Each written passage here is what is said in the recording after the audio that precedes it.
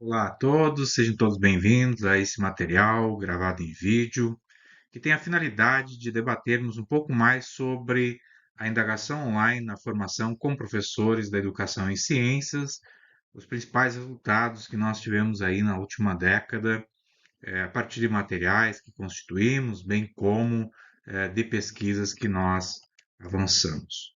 Inicialmente, é importante a gente falar de que local geográfico nós estamos conversando. Por quê? Convido cada um de vocês a pensar, neste momento, em que local geográfico nós estamos. Eu falo da Universidade Federal do Rio Grande, dentro do grupo CIEF, que é um grupo de pesquisa que nós criamos em 2017 aqui na universidade. É importante frisar que essa ideia do local geográfico nós vamos explorar ao longo da nossa conversa, porque afinal que espaços nós habitamos hoje? Há uma diversidade de espaços que nós estamos. Por exemplo, estamos em redes sociais, estamos em plataformas de aprendizagem, estamos em diálogos diretos em e-mails, em sistemas. Há diferentes espaços que nós ocupamos diariamente. Quais são os espaços que estou habitando hoje? Esse é um questionamento importante para que a gente comece a compreender de que a educação, ela também acontece, cada vez mais é potencializada a acontecer no cyberespaço. E dentro disso a gente tem a ideia da cybercultura, uma educação online que tem o seu foco central na comunicação. Na comunicação, você tem tanto a questão da constituição da linguagem, como a construção do conhecimento a partir dessa interação com a linguagem. E isso é importante para a gente poder avançar na compreensão do que nós queremos definir como indagação online com professores nesse contexto em que nós estamos conversando aqui. É importante que nós assumimos aqui a ideia de uma comunicação todos, ou seja, cada um de nós pode interagir com o outro via chat, via diálogo face a face, via as ferramentas da internet que nós temos, inclusive conexões com computadores, smartphone, tablets, enfim, um conjunto de recursos tecnológicos disponíveis. É importante sempre resgatar e conversar de novo sobre esse ponto, é que nós temos vários aspectos históricos que precisam ser considerados. A primeira grande questão é que a área de tecnologia da informação e comunicação no Brasil, em termos de pesquisa, é uma área que já avança aí há mais de 40 anos. Então, não é algo novo, não é algo de inovador, e sim um movimento de compreendermos como que a gente pode fazer com os atuais recursos.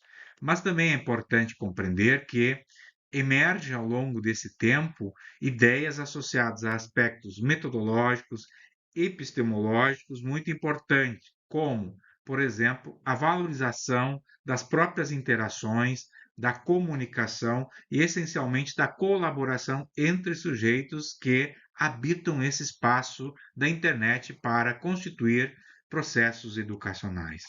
É óbvio que a gente precisa considerar que, dos anos 2004, principalmente, com a mudança da estrutura da web para uma web 2.0, com a possibilidade de que as pessoas pudessem publicar, colocar à disposição suas compreensões de forma mais facilitada em relação à digitação, à colocação de imagens, vídeos e tal, nós temos um avanço em relação à possibilidade desse diálogo todos. Mas é importante também a gente compreender que em 2020 a gente tem uma ruptura parcial desse modelo em função todo o contexto da pandemia da Covid-19. Eu arrisco a dizer que a gente teve um retrocesso em relação a alguns aspectos de uso dessas tecnologias dentro do contexto educacional. Por quê? Porque nós fizemos confusões quando nós assumimos, por exemplo, que o ensino remoto era EAD, né? Que o ensino remoto é educação online e, de fato, são vários conceitos diferentes, práticas diferentes, campos diferentes. a educação online que a gente assume aqui não é igual à educação à distância. Há diferenças. E o que que é essa indagação online que nós assumimos aqui enquanto grupo de pesquisa?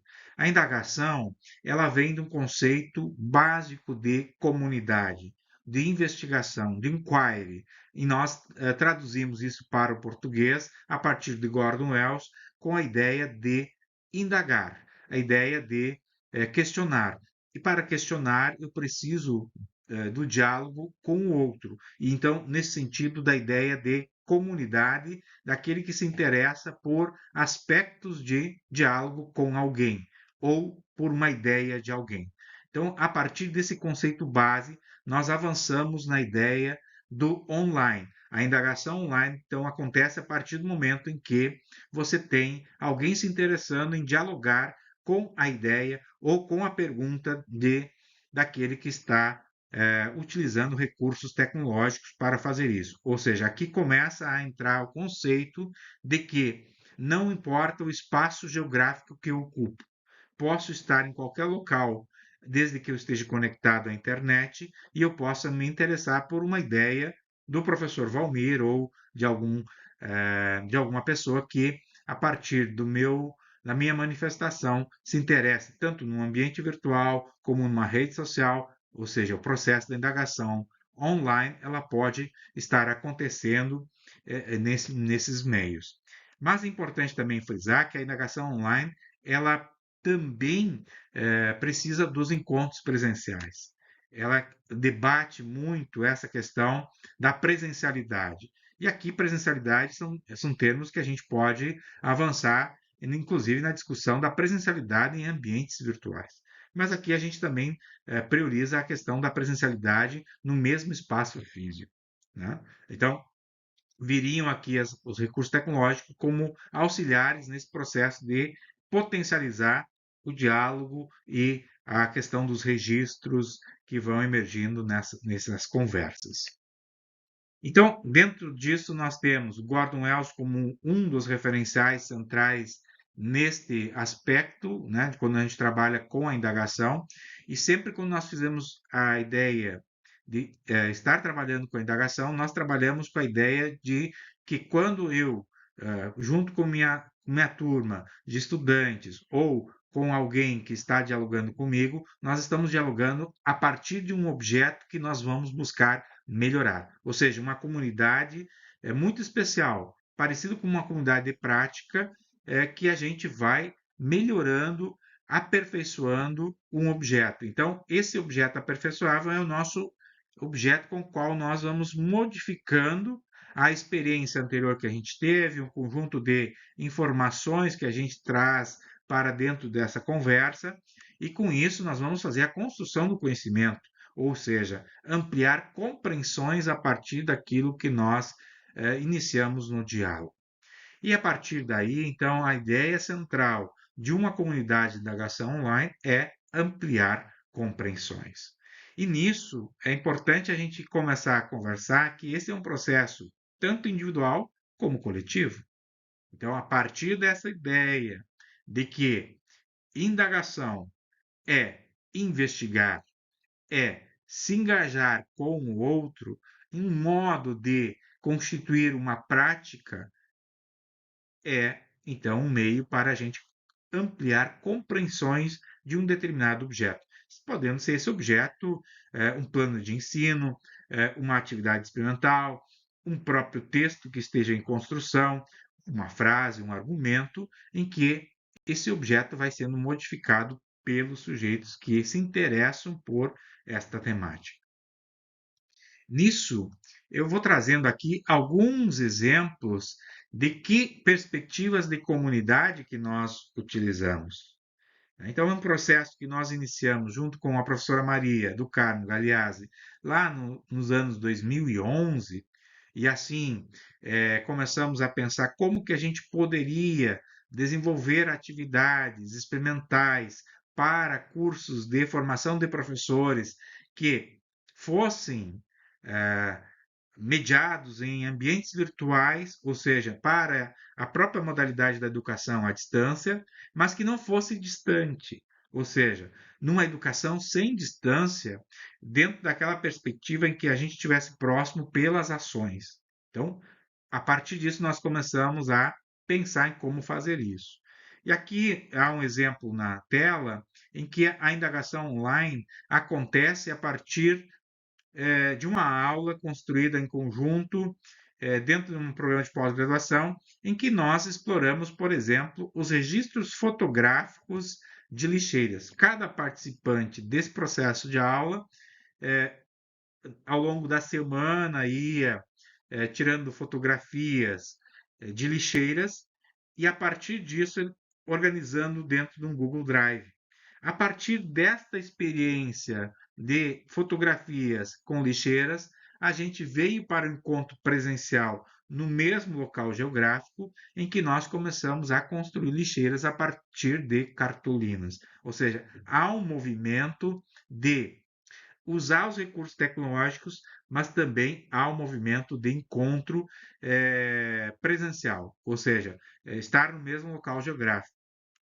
Para tal, vejamos que estou mostrando aqui o trabalho com as cartolinas, né? Então, há um trabalho sendo realizado, articulado com aquilo que nós havíamos feito de registros fotográficos, né? Das lixeiras que nós encontramos ao longo da semana, e há também todo um trabalho semiótico sendo realizado com, por exemplo, o uso de software, de cálculo, para vermos qual era o volume dessas lixeiras. Então, mostrar que existe uma perspectiva de podermos utilizar os recursos tecnológicos, mas também focar na criação de artefatos que são assumidos aqui pelo nosso grupo como cocriações. A cocriação no sentido que eu vou explorar a linguagem do meu colega, eu vou explorar a linguagem dos softwares, eu vou explorar a linguagem dos autores para poder cocriar a questão da própria ampliação da compreensão em torno daqueles objetos que nós estamos trabalhando. Então, de fato, aqui o objeto com que o grupo trabalha é como transformar os registros fotográficos de lixeiras, o trabalho com lixeiras, em uma atividade experimental, como uma aula de matemática. Vejamos, aqui, então, o grupo de pessoas está trabalhando com a ideia de um objeto que é o plano de aula da matemática. Como que transformar uma aula de lixeiras em uma atividade experimental. Isso é muito interessante, né? Porque você começa a observar toda a preocupação desse grupo com os diálogos, se importar com o colega que está lá com um desafio em sala de aula e, com isso, nós podermos criar materiais que para nós é um trabalho semiótico, ou seja, tem um conjunto de modos de representação daquilo que nós compreendemos a partir do que está sendo desenvolvido. É importante frisar também que no campo da pesquisa, nós vamos avançando a partir desta aula criada, em que a análise desta aula vira uma dissertação de mestrado do nosso estudante William Rubira da Silva, em que se trabalha a ideia do que é a comunidade da indagação online. E aí nós já vamos entrar dentro de uma perspectiva que nós assumimos bem forte aqui, que é a pesquisa, a formação com professores de ciências. Então foram publicados aí 3 artigos, né? Um artigo sobre as ferramentas e os princípios, que está na revista Arete, a questão do que são as ações e as linguagens que constituem a própria experimentação com os professores e com os materiais das lixeiras que nós desenvolvemos, e também o que é a experimentação assumida, a experimentação investigativa assumida dentro desta comunidade. Bom, então, quando a gente fala em comunidade de indagação, a gente aproxima isso das ideias da própria Scardamalha e do Bereiter, que é uma comunidade de construção de conhecimento. Então, essa comunidade, tanto de estudantes da educação básica, do ensino superior ou da pós-graduação, é uma comunidade em que tem sujeitos que vão lá contribuir, vão trocar ideias, indagar informações, ou seja, questionar, refletir sobre as informações que são disponibilizadas. e isso envolve, então, colaborar um com os outros. E a ideia aí é uma construção progressiva de compreensões. Nós vamos avançando na forma de entender o que é que está acontecendo e, ao mesmo tempo, a própria questão da compreensão de que nós estamos nos constituindo comunidade. E voltando à ideia da aula com lixeiras, vejamos, a gente está construindo uma base de conhecimentos que é compartilhada. Ou seja, a lixeira que um colega A, B ou C compartilha, ela é diferente. Como também é diferente a sua experiência com o meio, de como que eu vou ensinar matemática numa ideia de usar a lixeira enquanto uma atividade experimental para colaborar com o colega que é professor de matemática. Então, isso é muito próximo daquilo que a gente considera de uma comunidade científica, que a comunidade científica faz. Uma ação colaborativa de, por exemplo, melhorar um artigo. Então, a própria questão de melhorar a aula de matemática do determinado professor. E isso é importante porque nós trabalhamos dentro da ideia de que a pesquisa ela vai envolver análise da ação. Então, a própria questão da epistemologia de estudo e prática desenvolvida em coletivos, ela envolve a experiência vivida por este coletivo, ou a experiência enquanto pesquisador dentro desse coletivo. Então, eu me coloco dentro da comunidade como um sujeito também em transformação e, ao mesmo tempo que eu vou buscar compreender as práticas que aconteceram e, com isso, também a modificação destas práticas. Quando a gente fala em educação online, a gente tem um vasto conjunto de estudos dentro desse campo nas últimas 2 décadas no Brasil, né? Então, há um conjunto de perspectivas que trabalham com a educação online. Então, quando a gente trabalha indagação online, a gente se associa a essa ideia de que nós estamos dentro de uma perspectiva de uma educação online que se apoia aqui dentro da ideia da própria questão da linguagem que é constituída em uma comunidade. Então, dentro desse contexto, nós trabalhamos com as indagações dialógicas associadas ao contexto da educação online. Nisso, é importante a gente levar em consideração, assumir que, para nós, educação online não é a mesma coisa que educação à distância. A educação à distância pode se tornar um modo de fazer educação online. Ou, dentro da EAD, nós podemos assumir uma perspectiva de educação online. Então, para nós, a educação online é um modelo mais horizontal, em que nós vamos partir da escuta mais atenta daqueles que participam do processo. E, a partir disso, construir o próprio ambiente virtual de aprendizagem como uma obra aberta, ou seja, tem um conjunto de temáticas, mas essas temáticas elas vão se constituindo a partir das interações que vão acontecendo. E não é deixar todo o material pronto. Você tem as temáticas pré-estruturadas e elas vão sendo alimentadas pelos participantes desse processo.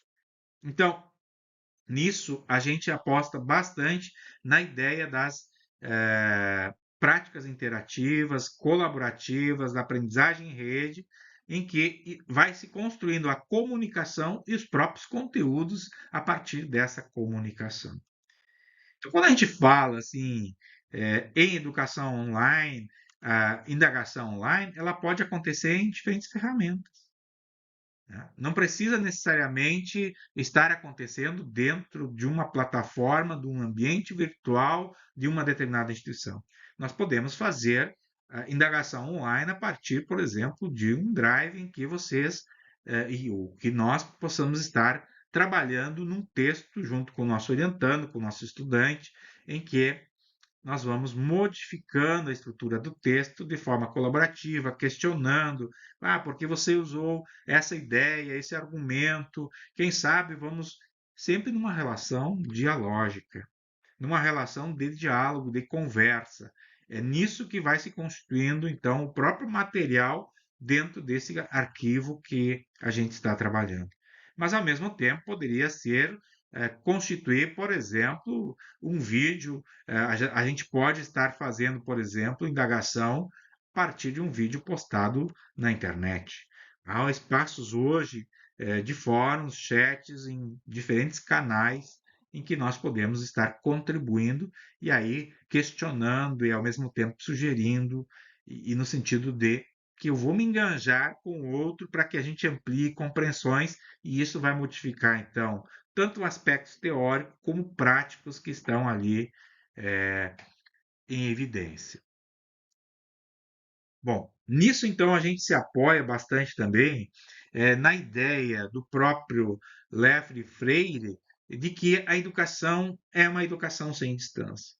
E quem também traz esse termo é o próprio Torre, né, o Romero, que vai trabalhar com a ideia de tecnologias interativas na redução de distância. E o Leffler e o Freire vão trabalhar nessa ideia da mediação, ou seja, muito depende do que a gente faz e como faz.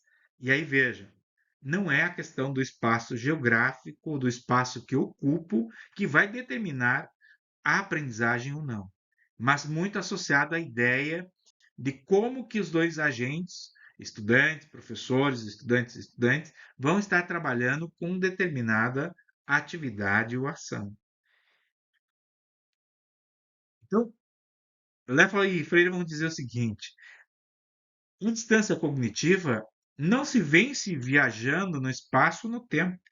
Então, se eu quiser aprender determinada questão, não é garantia de que quando eu vou sentar no ônibus, me deslocar até a universidade, até a escola ou até a casa de alguém, que eu vou aprender. Isso também pode estar acontecendo, mesmo eu estando aqui nesse espaço geográfico, nesse espaço que é o cyberespaço. Depende muito da ação. Por exemplo, pegar parte desse vídeo, transcrever, discutir com alguém, fazer interlocução, criticar o professor Valmir, isso faz parte de uma ação. É como que se faz e como e pelo que se faz. Então, o ato de questionar é o que se faz, questionar.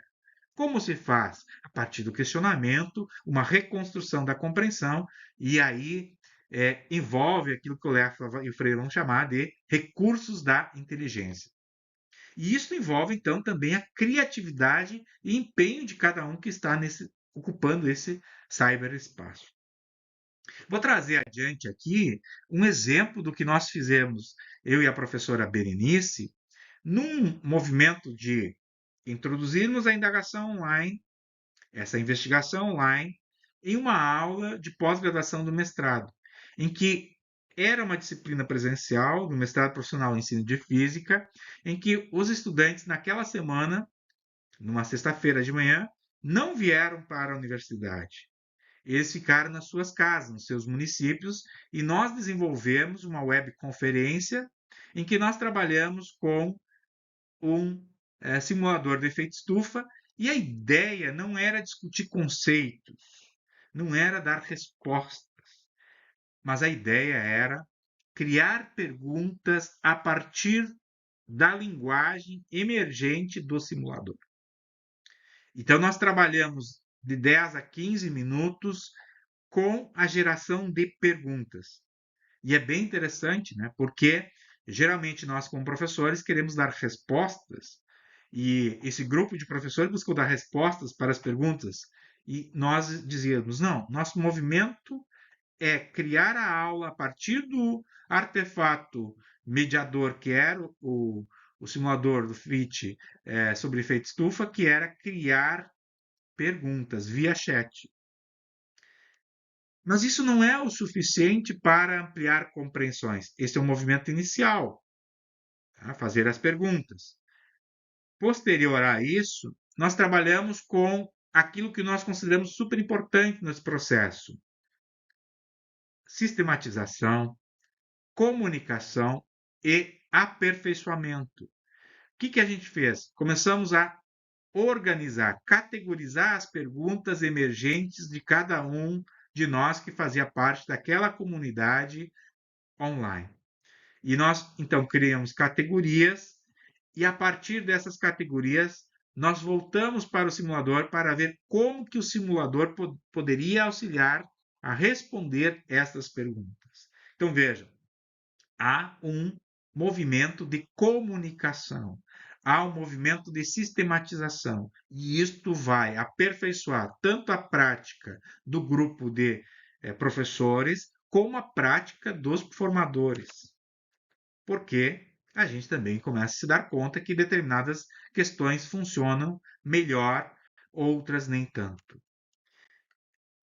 Bom, para avançarmos em compreensões da indagação online, nós aqui temos estudantes de doutorado, mestrado, que também estudam esse processo do que a comunidade internacional vem trabalhando com a perspectiva do Gordon Wells. Então, nesse artigo, a nossa estudante Anaí, ela vai abordar as interlocuções com a comunidade científica internacional a partir daqueles autores que citam o Gordon Wells. Então, a partir das 10 principais obras citadas por Gordon Wells no Google Acadêmico, se fez um mapeamento na comunidade internacional dos estudos que fazem referência a Gordon Wells, ou seja, fazem referência à indagação dialógica.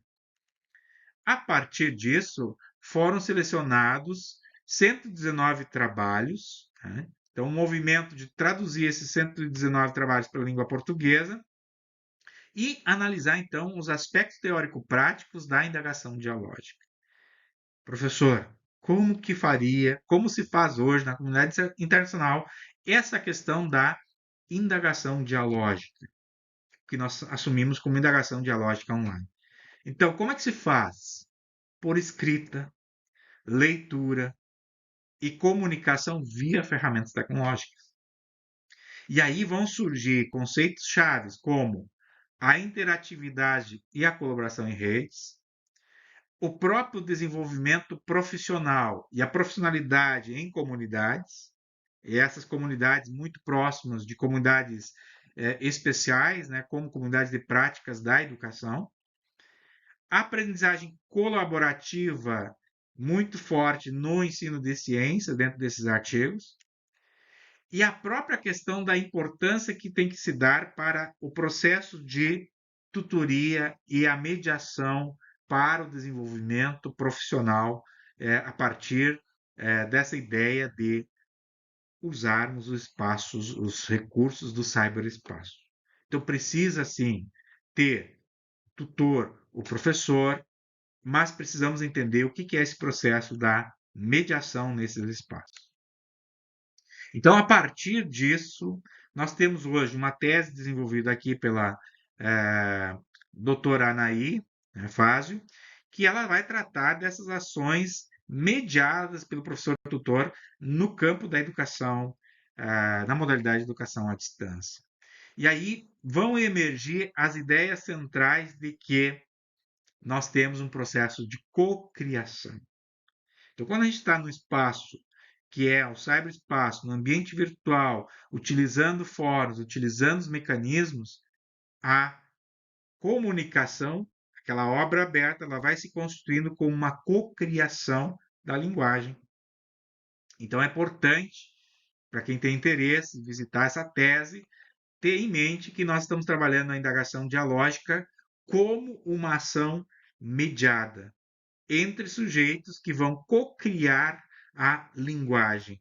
Então, a partir desses registros, nós podemos desenvolver nossas pesquisas e, principalmente, ampliar compreensões sobre as ações práticas que acontecem nesses meios. Então, aqui há um exemplo demonstrado do diálogo dessa professora tutora com seus estudantes.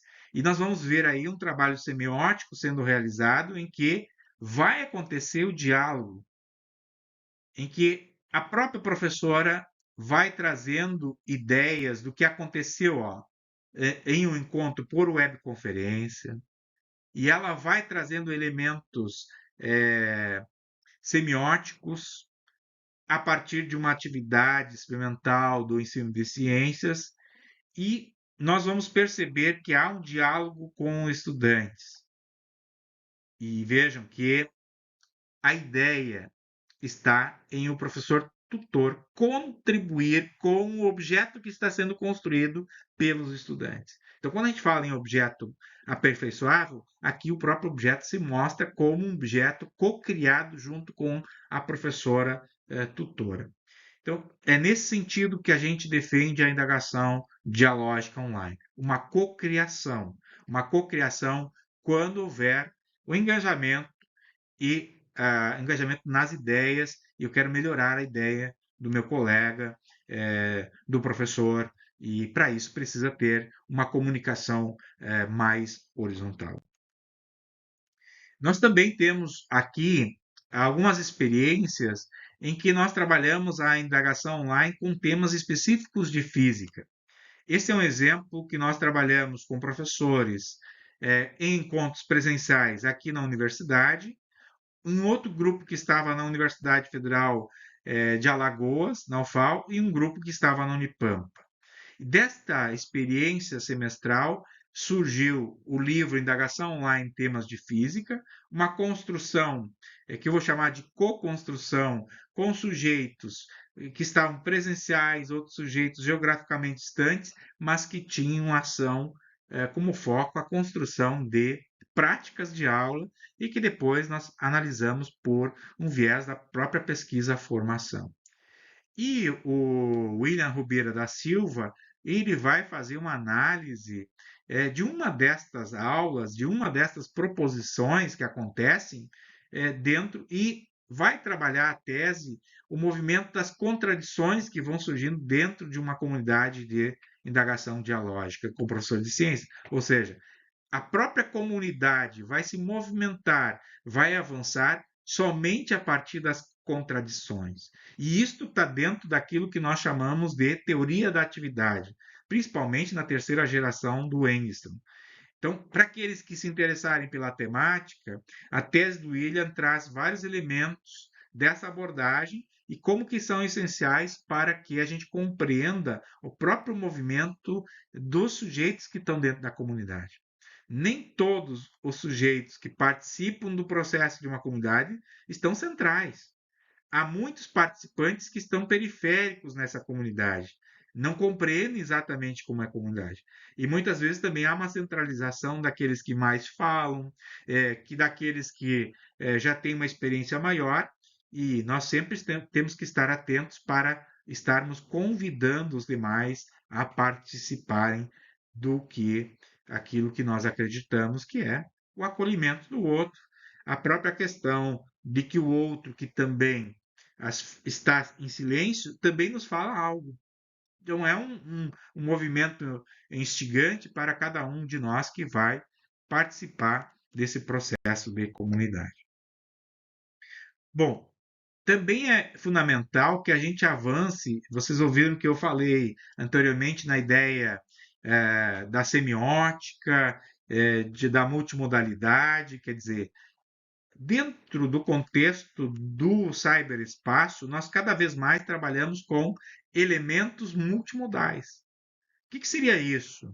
Os modos como que nós expressamos significados de determinada coisa. E nisso, a professora Franciele Pires Ruas desenvolveu uma tese, né, que se chama Multimodalidade na Produção Audiovisual na EAD. Então, o trabalho semiótico dos estudantes de uma licenciatura.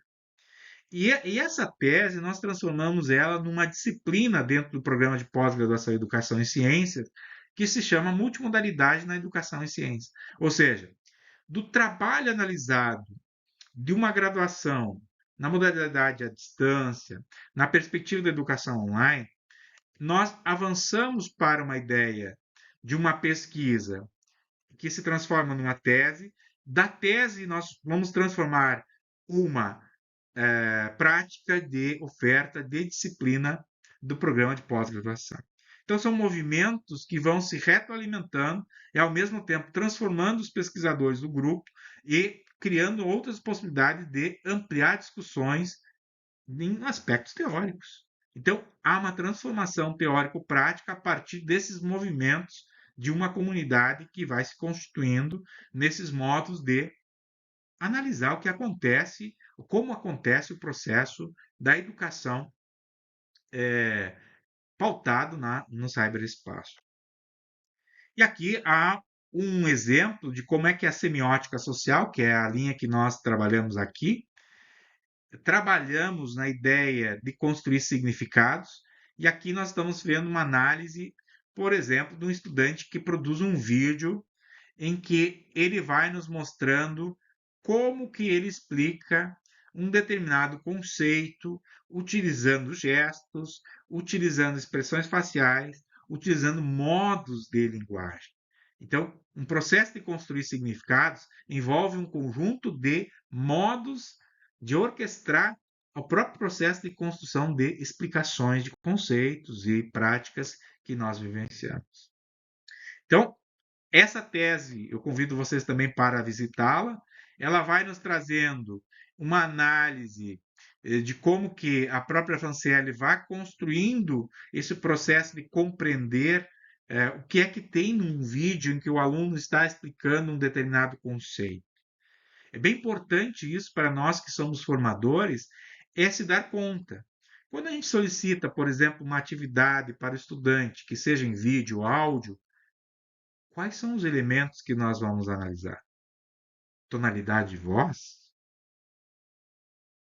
Aspectos de como que eu articulo as palavras? Então, pensar esses aspectos centrais do trabalho semiótico desenvolvido pelos sujeitos que participam do processo educativo me parece um campo super necessário a gente olhar. Afinal, cada vez mais a gente solicita que o estudante desenvolva atividades. E essas atividades, como que a gente analisa? A gente analisa conteúdo? A gente analisa, ele entregou, está bem? Ou a gente analisa os modos como foram orquestradas as explicações e a gente analisa a forma como que ele utiliza a linguagem? Então, é importante a gente começar a avançar em ideias sobre o papel do trabalho semiótico dos estudantes neste contexto do cyberespaço. Um outro campo que a gente vem desenvolvendo aqui, vejamos, estamos aqui vendo a tela ano 2021. Aquela disciplina de 2011 da indagação online, ela continua em oferta. Em 2021 ela completou uma década. Então, uma década posterior, ela vai trazendo pessoas, vai trazendo novas ideias, porque ela, num movimento horizontal, ela vai acolhendo também outras ideias. E neste acolhimento de ideias, aqui nós recebemos, por exemplo, o professor José Oxley, que estava fazendo um trabalho de doutoramento em que ele vai trazer para nós a ideia de incluir os recursos educacionais abertos dentro da disciplina, em que cada um de nós vai se juntando em grupos para fazer propostas de atividades experimentais para o contexto educativo. E 2021 é um contexto em que nós estamos num período pandêmico, ou seja, todos nós estamos, vocês estão vendo aqui, de forma remota, via o Meet, fazendo as nossas atividades, discussões, também no próprio ambiente virtual e também nas redes sociais, como, por exemplo, no próprio WhatsApp do grupo. E aí, a partir disso, nós começamos a avançar na ideia de incluir réias dentro da disciplina, sempre na ideia de aproveitarmos a experiência dos sujeitos que da disciplina participam. E essa disciplina, então, ela começa a ser analisada pelo Oxley, as atividades dessa disciplina, e ela é transformada na tese do José Oxley Ortiz, que também está disponível na nossa biblioteca, que se chama Cocriação de réia na formação de professores no ensino de ciência. E aí vamos perceber que nós vamos evoluindo em termos de ideia do que é a experimentação online, de como que a gente pode co-criar recursos educacionais abertos dentro da perspectiva de uma experimentação mais investigativa, a partir do próprio contexto em que cada um de nós vive no contexto escolar. Mas, enfim, e agora, com o avanço das ferramentas tecnológicas, por exemplo, se fala muito em inteligência artificial, se fala muito na linguagem da ChatGPT. Então, nós vamos assumir essa interação com a IA, essa IA que nós estamos recebendo, que está disponível para a gente, como sendo um processo de diálogo. E se é um processo dialógico, em que eu vou dialogar com o livro, com a chat, com o colega, nós vamos assumir esse processo como um processo de coautoria. E aqui vou trazer alguns exemplos de como a gente vai trabalhar isso dentro da ideia de robótica educacional. O próprio grupo, né, do Horizontes, ele já vem trabalhando com a ideia de uso do computador como um coautor, desde que aconteçam reformulações, assimilações, reflexões. E aí nós vamos perceber que nós podemos estar produzindo junto com a chat. E aí é com, maiúsculo, porque é em conjunto, é co-criar a linguagem. Eu vou estar interagindo. E não é aqui copiar e colar. Nós estamos aqui defendendo a ideia de que cada vez mais nós, estudantes, professores, precisamos ter espaços de fala, trazer os argumentos, trazer as linguagens. Não é usar a chat e esconder isso. É ao contrário, dizer, ó, aqui eu percebi que a chat tem essa ideia, essa percepção em termos de linguagem. E aí buscar outras produções, transformar essas produções. E isto está num processo que nós conhecemos como autoria híbrida. E aqui, por exemplo, quando a gente vai pedir para a chat nos auxiliar a criar um semáforo de duas ruas, ele vai nos dar uma ideia. Mas quando a gente vai aplicar essas ideias da linguagem que vem da chat, do livro, do colega, o que a gente vai perceber? Que determinados erros vão aparecer, que determinadas questões não estão coerentes, né? E aí nós precisamos fazer modificações, fazer novas solicitações, e este é um processo de diálogo. Então, há um processo também de modificação do próprio objeto que a gente queira construir. Às vezes a chat nos dá uma ideia brilhante, aquilo que eu não havia conseguido pensar. Mas às vezes ela também nos leva para um abismo de construção. Então, a gente precisa reconhecer o potencial, reconhecer os seus limites e, ao mesmo tempo, mostrar que ela é uma ferramenta com potencial pedagógico, com potencial de transformar nosso contexto educativo.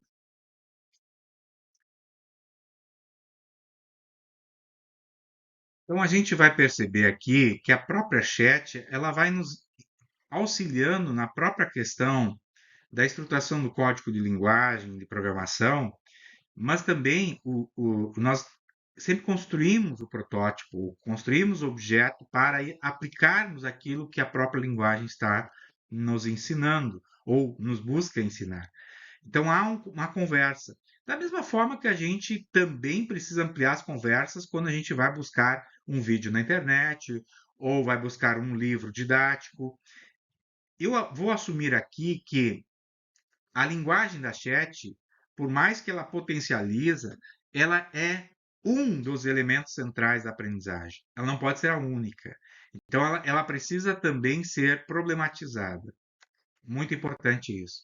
E aí veja que há todo um processo de cocriação acontecendo em que nós, enquanto professores pesquisadores, precisamos reformular, ou seja, temos que criar material a partir disso, disponibilizar esse material, comunicar isso para a comunidade, receber as críticas, né? E a partir dessas críticas melhorar esse material. E com isso, nós vamos poder dizer: olha, a linguagem que estava lá na chat contribuiu com o processo. E não omitir isso, mostrar para os nossos estudantes que nós também fizemos uso. mas um uso consciente, um uso com reflexão. E aí, a gente precisa, quando estiver utilizando a própria chat ou outra inteligência artificial que vocês têm em disponibilidade, a gente precisa pensar em problematizar. Por exemplo, no meu semáforo que a gente está fazendo aqui, é como que eu posso deixar esse circuito independente? Eu estou usando uma placa Arduino, por exemplo. Como que eu posso colocar uma bateria? Como que eu posso colocar uma outra placa programável que não seja o próprio Arduino? Então, ampliar o diálogo. E aí a chat vai nos dizer, olha, você pode estar utilizando aí uma ESP32, você precisa ter uma bateria de lítio, você precisa ter fios, conexões. Há um conjunto de ideias que estão postas aqui. Mas, de novo, o meu conhecimento anterior de robótica básica, ele vai ser super importante, ou seja, a experiência. A chat é uma linguagem, então ela vai me trazer outras informações. E nesse processo de espiral, eu preciso dar significado, significar isso, ampliar compreensões a partir e com a própria linguagem que está constituída. Eu preciso de pessoas, eu preciso conversar com alguém, mostrar meu material. E para esse movimento, a importância do professor, a importância do colega, a importância das instituições. Então, aqui eu vou assumir que é super importante a gente ter papel em que a gente registre essas ideias. Pequenas e grandes ideias, rascunhos, crie artefatos. Ah, é um vídeo, é um texto, é um protótipo, é um experimento. Por quê? Esse é um trabalho semiótico. Lembram da tese da Franciele? Então, trabalhar esses aspectos são centrais para que a gente possa evoluir como? Avançando em conversa com pessoas, em conversas com a linguagem da inteligência artificial, do Google, enfim, de várias outras fontes de informação. E aí, o diálogo com as próprias informações dos artefatos que nós constituímos. E eu aqui estou considerando que os meus registros de ideias no papel é um artefato mediador. Ele vai me possibilitar ter outras ideias. O artefato que eu construí aqui com bateria de lítio, uma chave liga-desliga, uma ESP32 e uma própria placa de carregamento são artefatos mediadores das minhas ideias. Ou seja, tem linguagem constituída no próprio objeto que eu estou atuando. Então, agradeço a você que ficou comigo nesse vídeo. Me coloca à disposição para avançarmos diálogo.